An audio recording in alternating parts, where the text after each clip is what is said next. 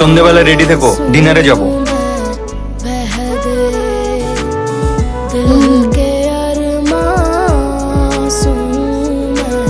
নাও।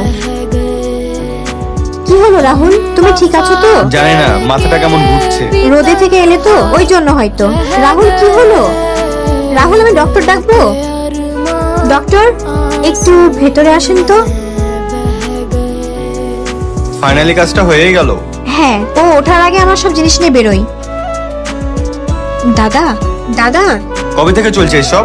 দাদা, ওটা ম্যাডামের বয়ফ্রেন্ড। আপনি যখন বাড়িতে থাকেন না, ও সবসময় আসে। আর আজকে ওরা আপনাকে অজ্ঞান করে আপনার বাড়িতে যত টাকা পয়সা সোনা গয়না আছে সব নিয়ে যাওয়ার প্ল্যান করেছে। ঠিক আছে, আমি এখনই পুলিশকে ফোন করছি। এই নাও।